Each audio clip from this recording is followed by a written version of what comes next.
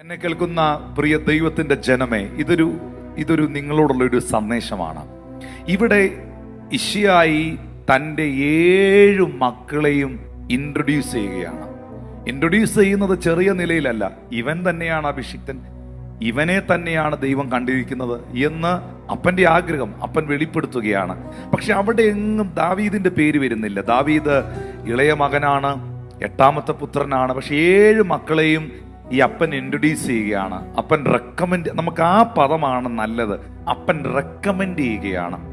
ഇന്ന് ഈ സന്ദേശം കേൾക്കുമ്പോൾ ഏതോ ഒരു വ്യക്തിയോട് കർത്താവ് പറയുന്നു, നിനക്ക് വേണ്ടി റെക്കമെൻഡ് ചെയ്യാൻ, നിനക്ക് വേണ്ടി സംസാരിക്കാൻ, നിന്റെ കാര്യം ഒന്ന് പറയാൻ, നിങ്ങൾക്ക് വേണ്ടി ഒന്ന് ഇറങ്ങിത്തിരിക്കാൻ, നിങ്ങളുടെ കാര്യം ഒന്ന് ചെയ്തു തരാൻ ഒരു വ്യക്തിയും കണ്ടില്ലെന്ന് വരാം. പക്ഷെ അതേ വ്യക്തികൾ മറ്റു പലർക്ക് വേണ്ടിയും റെക്കമെൻഡ് ചെയ്യുന്നുണ്ട്, മറ്റു പലരെയും സഹായിക്കുന്നുണ്ട്, മറ്റു പലരെയും കരുതുന്നുണ്ട്. പക്ഷെ നിന്റെ വിഷയത്തിൽ, നിന്റെ ജോലിയുടെ വിഷയത്തിൽ, നിന്റെ വിവാഹത്തിൻ്റെ വിഷയത്തിൽ, നിന്റെ സാമ്പത്തിക വിഷയത്തിൽ, നിന്റെ ആരോഗ്യത്തിൻ്റെ വിഷയത്തിൽ, നിങ്ങളുടെ ആ വ്യക്തിപരമായ ഭവനത്തിൻ്റെ വിഷയത്തിൽ ആരും റെക്കമെൻഡ് ചെയ്യാനുമില്ല, ആരും അന്വേഷിക്കാനുമില്ല, ആരും പറയാനുമില്ല എന്നൊരു പരാതി നിങ്ങൾക്കുണ്ടെങ്കിൽ ഞാൻ നിങ്ങളെ നോക്കി പറയുന്നു, ഇതാ നിങ്ങൾക്കായി ദൈവത്തിന്റെ കരം വെളിപ്പെടാൻ പോകുന്നു. ഇശ്ശായി തന്റെ 7 മക്കളെയും റെക്കമെൻഡ് ചെയ്യുന്നു. ഇശ്ശായി തന്റെ 7 മക്കളെയും മുന്നിൽ നിർത്തി അവരെ കുറിച്ച് വാചാലനാകുന്നു. പക്ഷേ ദൈവമനുഷ്യനായ കൊട്ടാരത്തിലല്ല, ഇപ്പോൾ അവൻ കാട്ടിലാണ്. കാട്ടിൽ ആടുകളെ മേയിക്കുന്ന, ആരും കാണാത്ത ആ മനുഷ്യനെ കുറിച്ച് ഒരു നല്ല വാക്ക് പറയാൻ, ഒന്ന് റെക്കമെൻഡ് ചെയ്യാൻ, ഒന്ന് പ്രശംസിക്കാൻ, ഒന്ന് പ്രാർത്ഥിക്കാൻ ആരുമില്ല. അവരിന്ന് ഈ മെസ്സേജിൽ തിരിച്ചറിഞ്ഞോണം.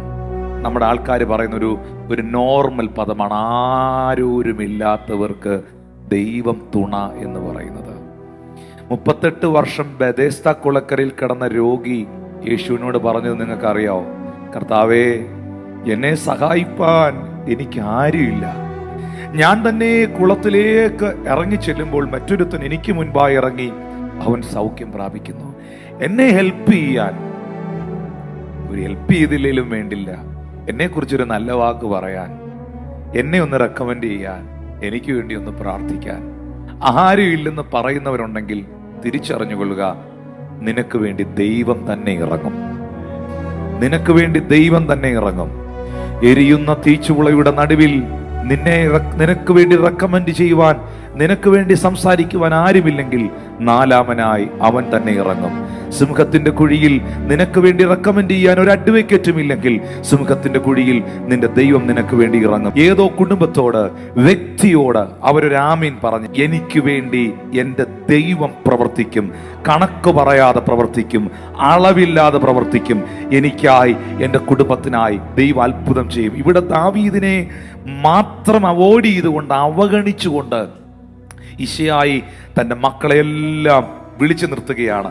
8ാമത്തെ വാക്യത്തിലേക്ക് വരുമ്പോൾ അബീനാദാബിനെ വിളിച്ച് ഇശ്ശായി നിർത്തിയിട്ട് ശമൂവേലിന്റെ മുമ്പിൽ വരുത്തിയിട്ട് സ്തോത്രം പറയുന്ന സമയത്ത് യഹോവ ഇവനെയും തിരഞ്ഞെടുത്തിട്ടില്ല എന്ന് പറഞ്ഞു. പിന്നെ ശമ്മായെ വിളിക്കുകയാണ്. അങ്ങനെ ഇശ്ശായി 7 പുത്രന്മാരെയും ശമൂവേലിന്റെ മുമ്പിൽ വരുത്തി. എന്നാൽ ശമൂവേൽ ഇശ്ശായിയോട് യഹോവ ഇവരെ ആരെയും തിരഞ്ഞെടുത്തിട്ടില്ല എന്ന് പറഞ്ഞു. 11ാമത്തെ വാക്യത്തിൽ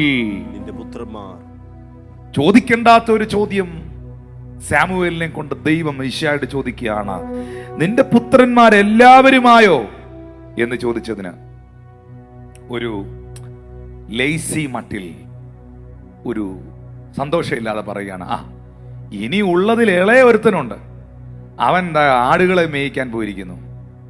ഇനി ഒരുത്തനുണ്ട്, അവനെ കുറിച്ച് നമുക്കിപ്പോൾ ചിന്തിക്കേണ്ട കാര്യമൊന്നുമില്ലല്ലോ.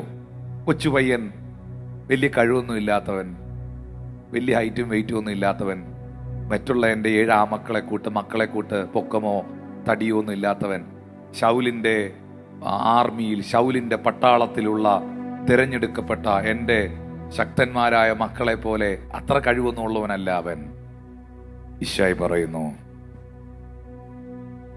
ആളയച്ച് അവനെ വരുത്തുക, അവൻ വന്നിട്ടല്ലാതെ നാം പന്തിയിൽ ഇരിക്കില്ല. മക്കളെ, സഹോദരങ്ങളെ, ആരൊക്കെ നിങ്ങളെ റിജക്റ്റ് ചെയ്താലും, ആരൊക്കെ നിങ്ങളെ അവഗണിച്ചാലും, ആരും നിങ്ങളെ സപ്പോർട്ട് ചെയ്യാനില്ലെങ്കിലും ദൈവം നിന്നെ കണ്ടിട്ടുണ്ടെങ്കിൽ, ദൈവം നിന്റെ കുടുംബത്തെ കണ്ടിട്ടുണ്ടെങ്കിൽ, ദൈവം നിന്റെ കുഞ്ഞുങ്ങളെ കണ്ടിട്ടുണ്ടെങ്കിൽ, ദൈവം നിന്റെ ഭവനത്തെ കണ്ടിട്ടുണ്ടെങ്കിൽ, സ്വർഗത്തിലെ ദൈവം നിന്നെ എത്തിക്കേണ്ടടുത്ത് എത്തിച്ചിരിക്കും, നിന്നെ വിളിപ്പിക്കേണ്ടടുത്ത് വിളിപ്പിച്ചിരിക്കും, നിന്നെ അയക്കേണ്ടടുത്ത് അയച്ചിരിക്കും, നിന്നെ ഇരുത്തേണ്ടടുത്ത് അവൻ ഇരുത്തിയിരിക്കും. അത് വിശ്വസിക്കുന്നവർ ഹല്ലേലൂയ പറഞ്ഞു. എന്നെ കേൾക്കുന്ന ദൈവത്തിന്റെ ജനമേ, മനുഷ്യൻ നിങ്ങളെ തെരഞ്ഞെടുക്കുമ്പോൾ നിങ്ങൾ ആരെന്ന് നോക്കി നിങ്ങളെ തെരഞ്ഞെടുക്കുന്നു. എന്നാൽ ദൈവം നിങ്ങളെ തെരഞ്ഞെടുക്കുമ്പോൾ നിങ്ങൾ ആരെന്ന് നോക്കിയല്ല അവൻ തെരഞ്ഞെടുക്കുന്നേ, നിങ്ങളെ ആരാക്കാമെന്ന് നോക്കിയാണ്. അതുകൊണ്ടാണ് പറഞ്ഞത്, മനുഷ്യൻ കണ്ണിന് കാണുന്നത് പോലെ നോക്കുന്നു, യഹോവ അങ്ങനല്ല, അവൻ ഹൃദയത്തെ നോക്കുന്നു. എല്ലാവരും നിങ്ങളെ അവഗണിച്ചെങ്കിലും നിങ്ങളുടെ ഹൃദയത്തിൽ ദൈവത്തോടൊരു സ്നേഹം നിങ്ങൾക്കുണ്ടെങ്കിൽ ദൈവം നിങ്ങളെ റിജക്റ്റ് ചെയ്യത്തില്ല. പ്രിയപ്പെട്ടവരെ, ഹല്ലേലൂയ.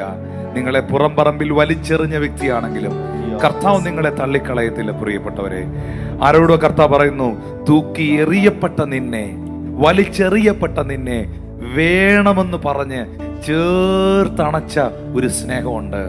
ആ അഴകുള്ള കണ്ണുകൾ, ആ മനോഹരമായ കണ്ണുകൾ നിന്നെ കണ്ടതുകൊണ്ട് ഈ ലോകത്തിലെ കണ്ണുകൾ നിന്നെ അവഗണിച്ചാലും, സഹോദരങ്ങൾ അവഗണിച്ചാലും, എന്തെല്ലാം നന്മ ചെയ്തിട്ടും, ശരിയല്ലേ, എത്ര നന്മ ചെയ്തിട്ടും അതിനൊരു നന്ദിയില്ലാതെ, ഒരു സ്നേഹമില്ലാതെ, ഒരു പരിഗണനയില്ലാതെ പലപ്പോഴും നമ്മളെ പലതിൽ നിന്നും പലരും മാറ്റി നിർത്തുമ്പോഴും ദൈവമെല്ലാം അറിയുന്നുണ്ട്. ദൈവമെല്ലാം അറിയുന്നുണ്ട്. നിങ്ങളുടെ ഹൃദയത്തെ കർത്താവ് അറിയുന്നുണ്ട്. ആരും അറിയാത്ത അവനെ ദൈവം അറിഞ്ഞു. എല്ലാവരും അവഗണിച്ച മനുഷ്യനെ ദൈവം സ്വീകരിച്ചു. വീട്ടുകാര് പോലും അവനെക്കുറിച്ചൊരു നല്ല വാക്ക് പറയാനില്ലാത്ത ദാവീദിനെ ദൈവം കരുതുവാനിടയായി. പ്രിയപ്പെട്ടവരെ, ഇന്ന് ഈ മെസ്സേജ് കേൾക്കുമ്പോൾ നിങ്ങളെ ജയത്തിനായി ഒരുക്കുന്ന ഒരു അഭിഷേകമുണ്ട്. നിങ്ങളെ ജയത്തിനായി ഒരുക്കുന്ന ഒരു ദൈവമുണ്ട്. ആരും നിങ്ങൾക്ക് വേണ്ടി റെക്കമെൻഡ് ചെയ്യാനില്ലാത്തപ്പോഴും, ആരും നിങ്ങൾക്കായി ഒന്നും പ്രിപ്പയർ ചെയ്യാതിരിക്കുമ്പോഴും, നിങ്ങൾക്കായി സകലതും ഒരുക്കിയ, നിങ്ങൾക്കായി കരുതുന്ന, നിങ്ങൾക്കായി സംസാരിക്കുന്ന, നിങ്ങൾക്കായി പ്രവർത്തിക്കുന്ന ഒരു ദൈവം നിങ്ങൾക്കായി ജീവിക്കുന്നു. അതരങ്ങളെ തുറന്ന